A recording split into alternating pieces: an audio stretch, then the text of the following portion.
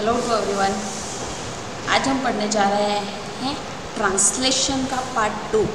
Translation part 2 में क्या देखते हैं हम कि पार्ट 1 में हमने देख रखा था कि ट्रांसलेशन की जो प्रक्रिया होती है अथवा अनुवादन की जो प्रक्रिया होती है उस प्रक्रिया के लिए जो अमीनो अम्ल होता है उसको अनएक्टिवेट अमीनो अम्ल होता है और उसको एक्टिव कैसे किया जाए या निष्क्रिय अमीनो एसिड्स को सक्रिय कैसे किया जाए।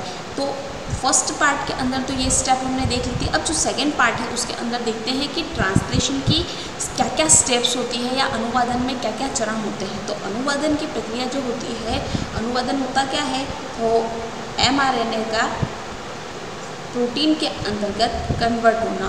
तो mRNA जब प्रोटीन के अंतर्गत कन्वर्ट होगा तो वह प्रक्रिया क्या कहलाती है, ट्रांसलेशन या अनुवादन कहलाती है। तो अनुवादन या ट्रांसलेशन की प्रक्रिया में 3 स्टेप जो होती है वो क्या होती है, मेन 3 स्टेप होती है। एक तो होती है इनिशिएशन जिसको हम कहते हैं समारंभन, हिंदी में समारंभन। और सेकेंड जो स्टेप होगी, सेकेंड स्टेप है इलोंगेशन जिसको कहेंगे दीर्घीकरण। और थर्ड जो स्टेप होगी यहाँ पर होगी टर्मिनेशन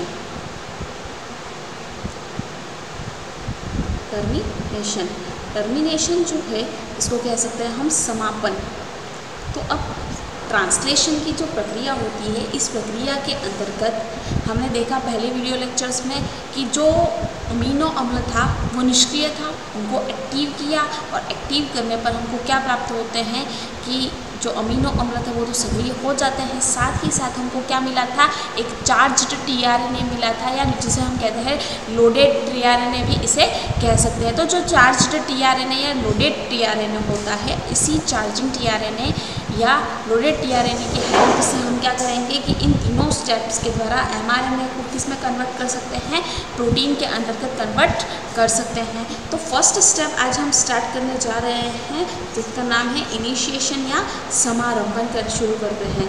तो इनिशिएशन या समारंभन की जो प्रक्रिया होती है, इस प्रक्रिया के लिए जो सभी टाइप के जो प्रोटीन्स होते हैं उन प्रोटीनों के निर्माण के लिए हमको क्या चाहिए होता है, पॉलीपेप्टाइड श्रृंखला होती है।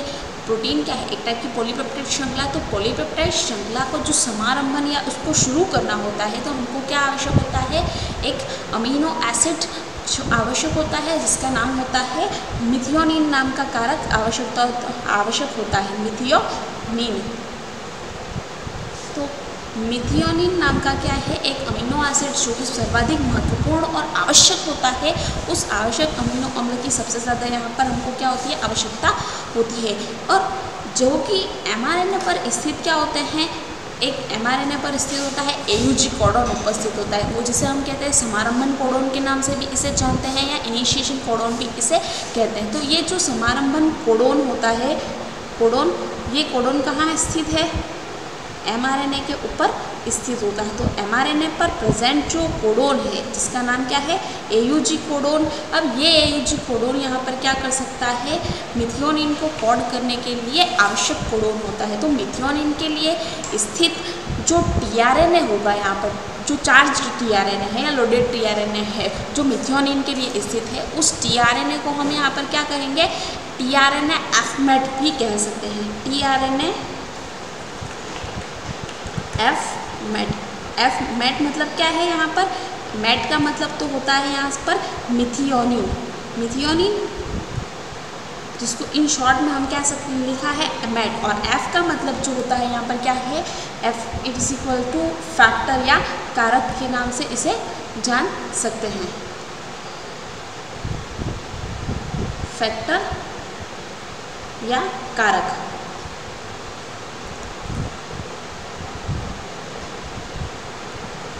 तो इनिशिएशन या समारंभन की प्रक्रिया जो होती है वो सभी टाइप के प्रोटीनों के निर्माण के लिए जो उनको आवश्यक अमीनो अम्ल होता है, वो आवश्यक अमीनो अम्ल का नाम होता है यहाँ पर मिथियोनिन। और मिथियोनिन जो होता है उसको कोड करने के लिए mRNA पर क्या होता है, एक अमीनो अम्ल कोडोन उपस्थित होता है, और ये इस कोडोन का नाम क्या होता है, AUG कोडोन यहाँ पर प्रेजेंट होता है।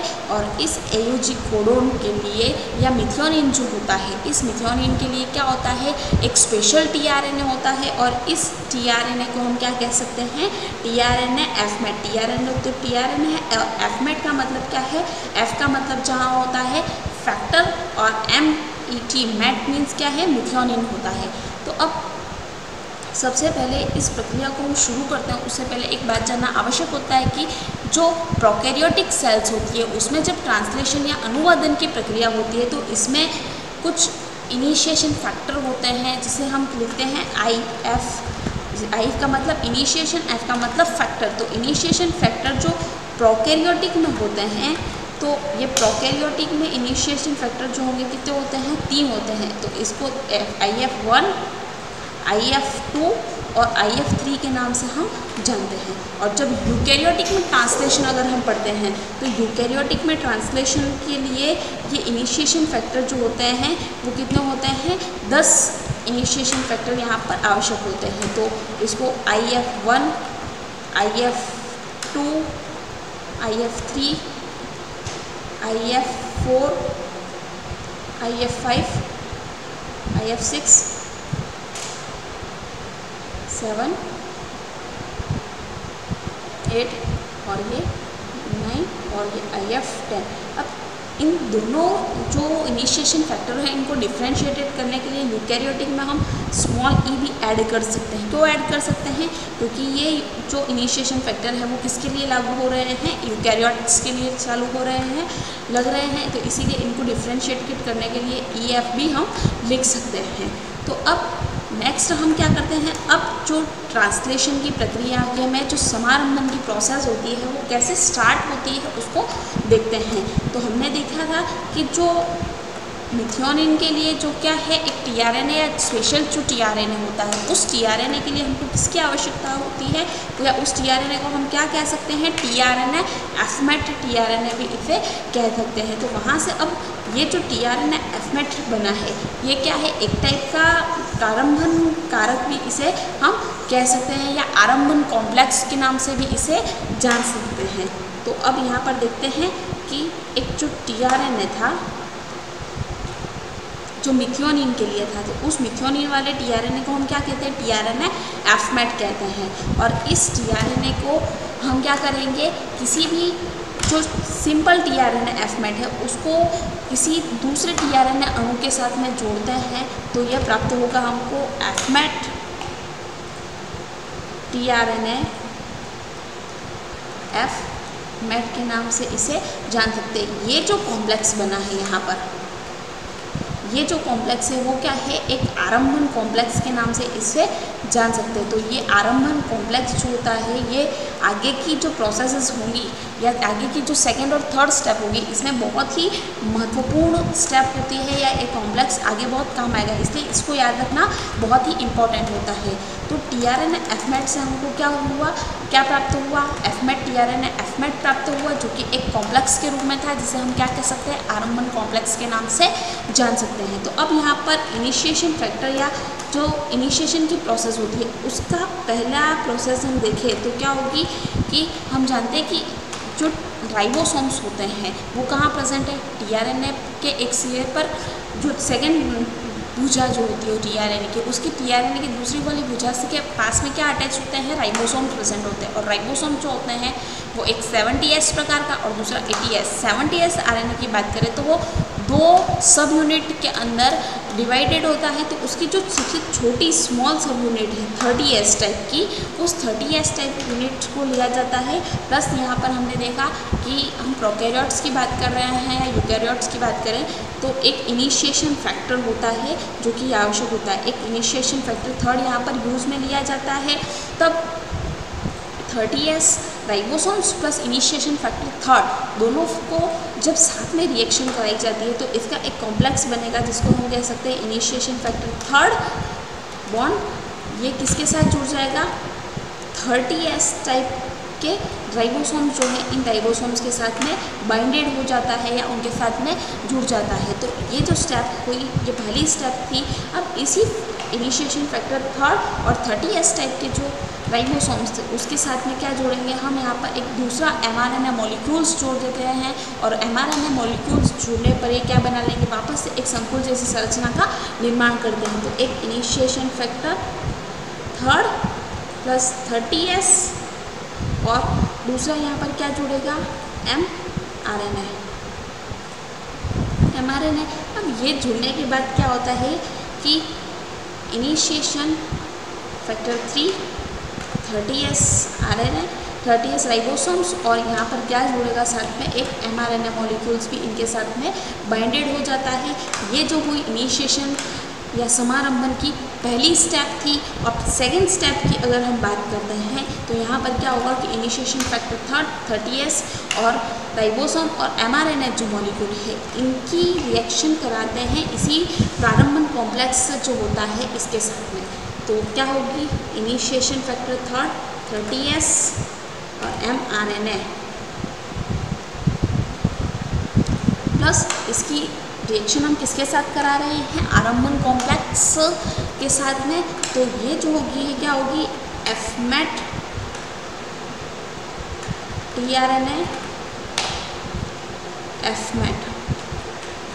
अब तीनों के साथ में यहाँ पर एक और कारक भी जुड़ने आ जाता है। जैसे कि हमने कहा था कि इनिशिएशन फैक्टर 3 प्रकार के देखे थे हमने, इनिशिएशन फैक्टर 1 2 3। तो थर्ड तो यूज़ में आ ही चुका है। अब यहाँ पर दूसरा फैक्टर यहाँ पर यूज़ में आता है initiation factor second. Initiation factor second के साथ में यहाँ पर जब इनको एक्टिव होना होता है तो इनको आवश्यकता होती है एनर्जी की। तो एनर्जी या ऊर्जा की जो आवश्यकता होती है वो किस रूप में होती है, जीटीपी के रूप में। जीटीपी क्या है यहाँ पर, तो जीटीपी एक टाइप का क्या होगा ग्वानोसिन ट्राइफॉस्फेट।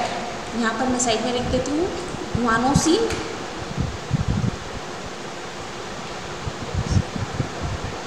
ट्राइफॉस्फेट।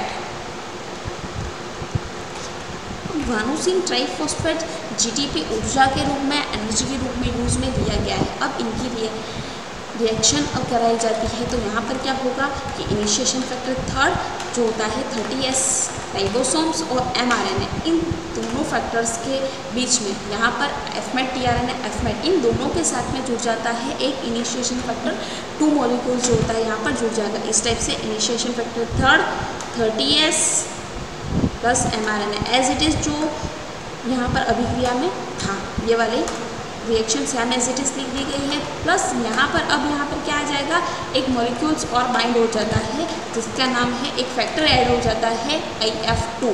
अब ये IF2 फैक्टर यहाँ पर ऐड होता है। उसके बाद जो FMET tRNA FMET जो आरंभन कॉम्प्लेक्स है वो साथ में ही ऐसे के ऐसे जुड़ सकता है। तो यहाँ पर FMET tRNA FMET ये साथ में एक साथ बाइंड हो जाते हैं। लेकिन जो जीटीपी का मॉलिक्यूल्स था वो जीटीपी या ऊर्जा जो थी वो यहाँ पर क्या हो जाती है, फ्री हो जाती है या मुक्त हो जाती है। तो जो जीटीपी थी यहाँ पर फ्री हो जाती है।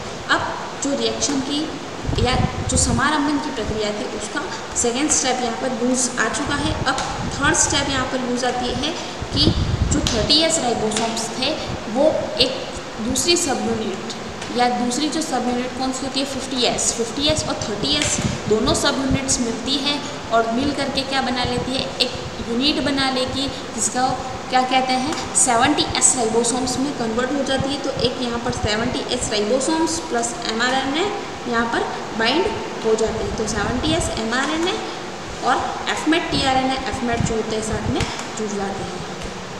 FMET tRNA FMET। तो अब ये तीनों ही स्टेप्स जो होती है तो ये तीनों स्टेप्स जो बन जाती है तो ये स्टेप कंप्लीट होती है हमारी इनिशिएशन या समारंभन की प्रक्रिया यहाँ पर कंप्लीट हो जाती है। और यहाँ पर ग्वानोसिन ट्राइफॉस्फेट जो होती है वो एनर्जी के रूप में रिड्यूस हो जाती है। अब 70S mRNA FMET tRNA FMET जो बन चुका है वह क्या करेगा, सेकेंड स्टेप जो होती है इनिशिएशन के बाद की सेकेंड स्टेप क्या होगी, यहाँ पर इलोंगेशन की स्टेप होगी। इलोंगेशन होगा प्रोटीन श्रृंखला का या पॉलीपेप्टाइड चेन जो होती है उसका दीर्घीकरण या इलोंगेशन होना शुरू हो जाता है। तो अब सेकेंड स्टेप यहाँ पर शुरू होगी इनिशिएशन या इलोंगेशन की। इलोंगेशन,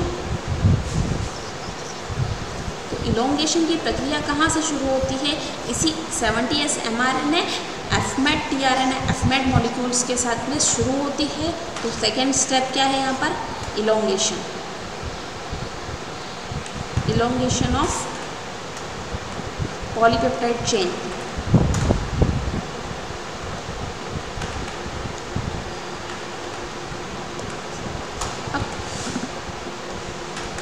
ये जो प्रोसेस स्टार्ट होने वाली है या जो ये स्टेप स्टार्ट होगी, इसमें क्या है, जो लास्ट थर्ड स्टेप में जो बना था 70S mRNA एफमेट tRNA एफमेट जो बना था, उस बनने के बाद में क्या होगा कि अमीनो एसिड्स जो होते हैं यहाँ पर कंटिन्यूटी में क्या होते हैं, बनते ही रहते हैं और अमीनो एसिड्स जुड़ते ही रहते हैं कंटिन्यू।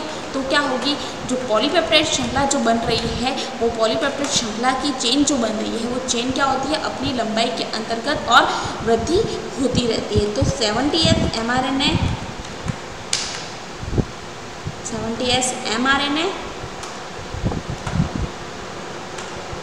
एफमेट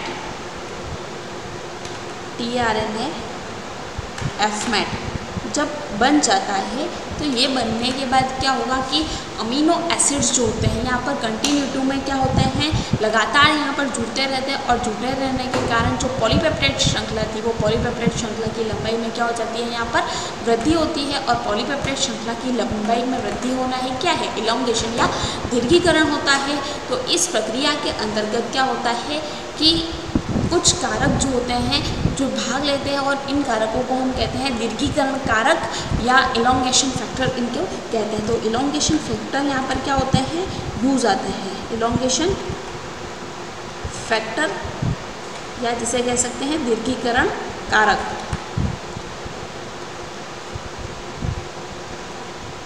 अब ये दीर्घीकरण कारक जो है, ये दीर्घीकरण कारक को इन शॉर्ट हम कह सकते हैं EF।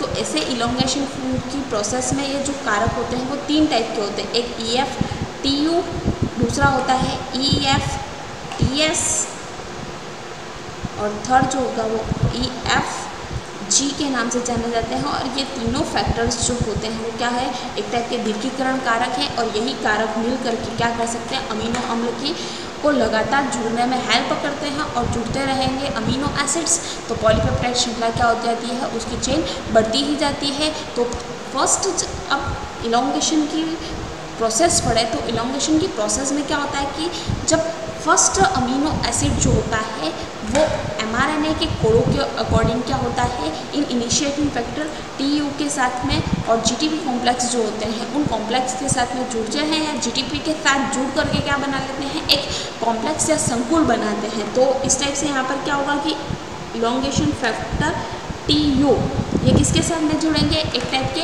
जो अमीनो एसिड जो क्या है mRNA के कोड के अकॉर्डिंग जुड़ रहे हैं, तो अमीनो एसिड जो होते हैं इनके साथ में जुड़ेंगे और tRNA के मॉलिक्यूल्स के साथ में जुड़े हुए हैं। प्लस ये जब GTP के साथ में जुड़ेंगे तो ये क्या बना लेते हैं, एक संकुल का निर्माण कर लेते हैं, एक कॉम्प्लेक्स बनाते हैं जिसका नाम है अमीनो एसिल tRNA 2 मॉलिक्यूल्स बना लेते हैं। ये अमीनो एसिड tRNA मॉलिक्यूल जो है वो एक टाइप का क्या है, कॉम्प्लेक्स या संकुल बनता है। ये कॉम्प्लेक्स या संकुल जो है यहाँ से क्या करता है, जो TU फैक्टर जो था और GTP मॉलिक्यूल्स जो थे, इन GTP को किस में कन्वर्ट, TU तो रिमूव हो ही जाएगा जो कारक यहाँ पर, प्लस जो दूसरा यहाँ पर क्या होगा कि जो GTP या ग्वानोसिन ट्राइफॉस्फेट जो था, ये ग्वानोसिन ट्राइफॉस्फेट किस में कन्वर्ट हो जाएगा, ये अपने ही अणुओं के अंदर विघटित हो जाता है। जो GTP थी ग्वानोसिन ट्राइफॉस्फेट वो GDP में कन्वर्ट हो जाएगी, ग्वानोसिन डाइफॉस्फेट। तो GTP is converted into GDP guanosine diphosphate, मतलब एक फॉस्फेट का मॉलिक्यूल जो था वो यहाँ पर क्या हो गया, रिमूव हो गया, मतलब एक इनऑर्गेनिक फॉस्फेट के रूप में या अकार्बनिक फास्फेट के रूप में फॉस्फेट का एक मॉलिक्यूल यहाँ से मुक्त हो चुका है। अब आरंभन कॉम्प्लेक्स जो बना था हमारा, आरंभन कॉम्प्लेक्स क्या बना था, एफमेट tRNA fMAT जो बन चुका था, ये क्या कर सकते हैं कि राइबोसोम जो होते हैं उस राइबोसोम पर 3 प्रकार के स्थल पाए जाते हैं। हम यहाँ पर देखते हैं डायग्राम के अकॉर्डिंग, तो यहाँ पर क्या होगा कि जो राइबोसोम होते हैं, राइबोसोम पर 3 प्रकार के स्थल पाए जाते हैं। इन स्थलों को देखें तो हम इस प्रकार से स्थल यहाँ पर देखने को मिलते हैं। 3 प्रकार के स्थल यहाँ पर देखने को मिलेंगे हमको। तो एक तो होगा जो mRNA पर स्थित है, एक 5' to 3' प्राइम है mRNA का। इस प्राइम पर क्या है, राइबोसोम्स जुड़े हुए हैं।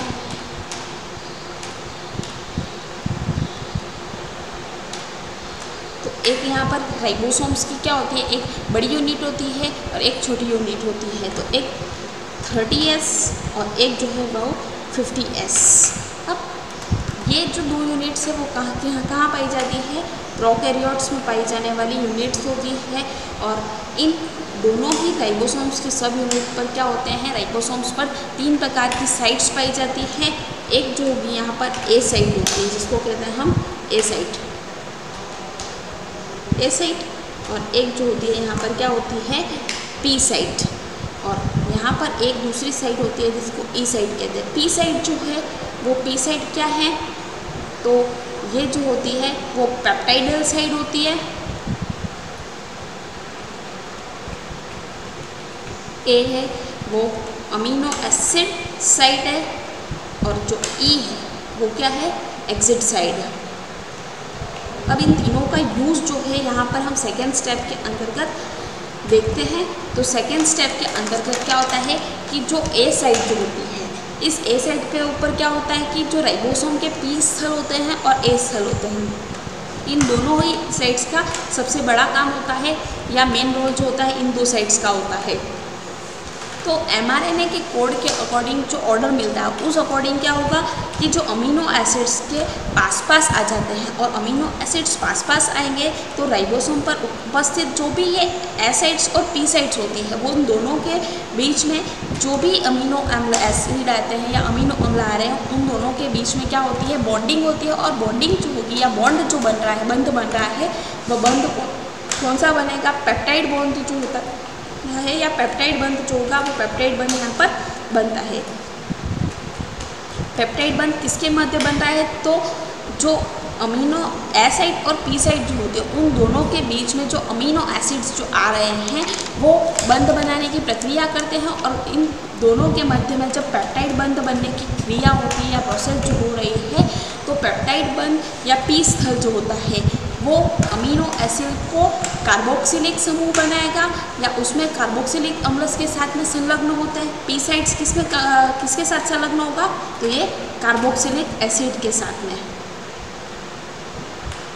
कार्बोक्सिलिक एसिड के साथ में। और ए साइड जो होती है वो किसके साथ संलग्न होगी, तो अमीनो एसिड्स के साथ में संलग्न होती है ए साइड, और पी साइड कार्बोक्सिलिक एसिड। अब दोनों ही समूह एक दूसरे का अपना काम हो गया, तो इन दोनों के बीच में क्या बनता है, एक पेप्टाइड बॉन्ड बनता है। और पेप्टाइड बॉन्ड जैसे ही बनता है तो ये अभिक्रिया में क्या होती है कि एक एंजाइम काम होता है जिसका नाम है पेप्टाइडेट ट्रांसफरेज एंजाइम द्वारा ये क्या होता है, ये अभिक्रिया यहाँ पर उत्प्रेरित होती है। और उत्प्रेरित जैसे ही होगी तो जो पेप्टाइड बॉन्ड बनता है वो पेप्टाइड बॉन्ड बनने की प्रोसेस कंप्लीट हो जाती है। और जैसे ही पेप्टाइड बॉन्ड बन जाता है यहाँ पर, तो पी स्थल पर जितने भी tRNA अणु होते हैं वो tRNA अणु यहाँ से खिसक कर कहाँ चले जाएंगे, 5' प्राइम से ये 3' प्राइम की ओर जाना शुरू कर देंगे। और पी स्थल से जैसे ही अमीनो एसिड जो है वो पी स्थल से 3' सिरे की ओर जाते हैं, तो इस बीच में यहाँ पर क्या आती है, एक ई साइड आ रही है जिसका नाम है एग्जिट साइड। और जो tRNA अणु यहाँ से क्या हो रहा है, 5' से 3' की ओर जा रहे हैं, वो एग्जिट साइड पर अटैच होंगे पहले। और एग्जिट साइड से अटैच होते ही यहाँ पर क्या होता है, एग्जिट का मतलब ही बाहर निकल जाना। तो यहाँ से जो tRNA मॉलिक्यूल होते हैं वो एग्जिट साइड से क्या हो जाते हैं, बाहर निकल जाते हैं।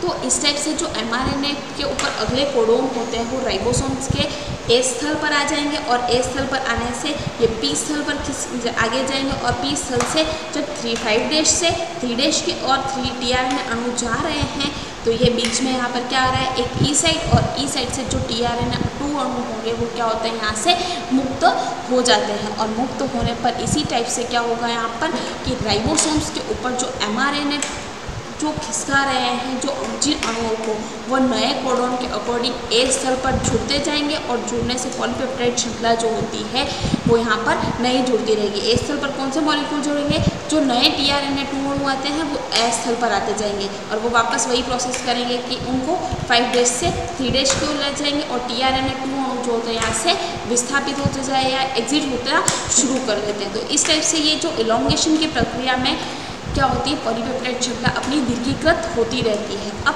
थर्ड स्टेप आती है यहाँ पर टर्मिनेशन की। अब टर्मिनेशन की जो प्रक्रिया होती है या समापन की प्रोसेस जो होती है, इस प्रोसेस के अंतर्गत 3 एमआरएनए के ऊपर 3 कोडोन होते हैं जिसे हम कहते हैं नॉनसेंस कोडोन कह सकते हैं या नॉनसेंस कोडोन, या इनका कोई कार्य नहीं होता है, इसी कारण से इनको निरर्थक कोडोन भी इसे कहा जाता है। तो यहाँ पर थर्ड स्टेप जो है टर्मिनेशन,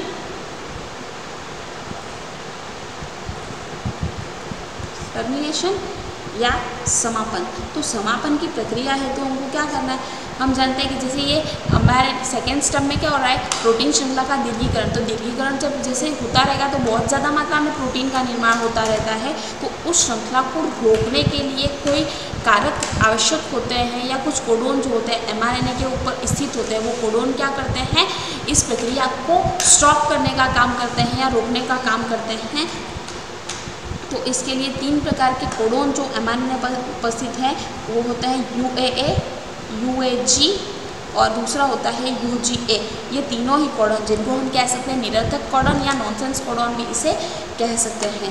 तो जैसे ही ये कोडोन क्या कार्य करेंगे, तो इस प्रक्रिया को या प्रोटीन निर्माण की प्रक्रिया को स्टॉप करने का काम करते हैं। तो इस स्टॉप करने की प्रक्रिया है तो यहाँ पर 3 कारक पाए जाते हैं। एक होता है RF1, RF2 और RF3। 3 फैक्टर होते हैं। तीनों ही फैक्टर या तीनों ही कारक जो होते हैं इनको RF1, RF2 और RF3 क्यों कहा, क्योंकि RF का मतलब होता है रिकॉग्नाइजेशन रिलीज फैक्टर,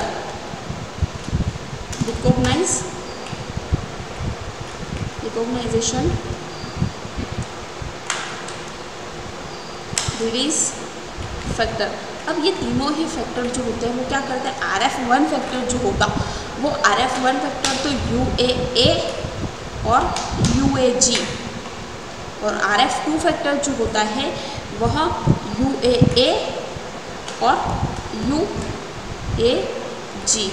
इन दोनों की पहचान करने का काम करता है। और लेकिन जो RF3 फैक्टर जो होगा वो RF3 फैक्टर इस प्रक्रिया में क्या करता है, एज अ उत्प्रेरक के रूप में कार्य करता है। तो UAA और UAG और UAA UAG को पहचानने का काम करेगा, RF2 फैक्टर यहाँ पर काम करता है। तो ये तीनों ही फैक्टर जो होते हैं इस प्रक्रिया में बहुत महत्वपूर्ण होते हैं और इन कारकों को हम मोचन कारक भी कह सकते हैं या समापन कारक। ये मोचन कारक जो होते हैं वो क्या करते हैं, प्रक्रिया को स्टॉप करने का काम करते हैं।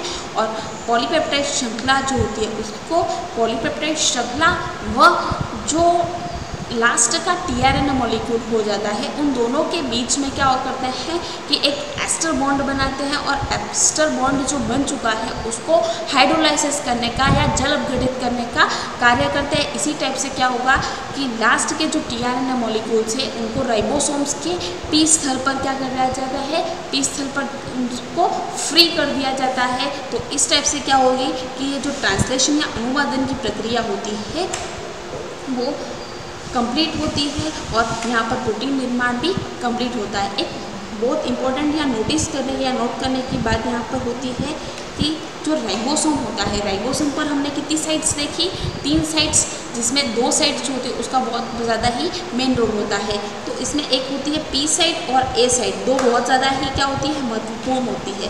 तो इस साइट्स के ऊपर क्या होता है कि जो पहला चार्ज टीआरएनए जो होता है वो क्या होता है, प्रोटीन निर्माण के लिए आता है। तो पहला चार्ज टीआरएनए कहाँ आएगा, पी साइट्स के ऊपर आता है। तो यहाँ पर पी साइट पर पहला चार्ज tRNA मॉलिक्यूल यहाँ पर आता है, और जो बाकी जितने भी चार्ज tRNA बाकी जो आएंगे वो बाकी सारे ही चार्ज tRNA कहाँ आएंगे, इस ए साइट्स पर आते हैं। और ये क्या करते हैं, क्योंकि पी साइट्स पर ये क्यों आते हैं, क्योंकि यहाँ पर पी साइट्स पर क्या होते हैं, इनिशिएशन कोडोन जो होता है, इनिशिएशन कोडोन कौन सा है, AUG कोडोन, और AUG कोडोन जो होता है यहाँ पर इसी पी साइट्स के ऊपर मौजूद होता है। इसी कारण से यहाँ पर फर्स्ट जो चार्ज tRNA होता है वो कहाँ आता है, इस पी साइट्स के ऊपर आता है। लेकिन बाकी जितने भी चार्ज tRNA होंगे वो सारे कहाँ आएंगे, इसी ए साइट्स पर आते हैं। तो बाकी सारे कहाँ आ रहे हैं, ए साइट पर, बाकी चार्ज tRNA कहाँ आएंगे, इस एसाइड जो होती है राइबोसोम्स की, इस पर आकर जुड़ते हैं। तो इस टाइप से आज की वीडियो लेक्चर में हमने ट्रांसलेशन या अनुवादन की प्रोसेस की सारी स्टेप्स को कम्प्लीटली पढ़ लिया। Thank you.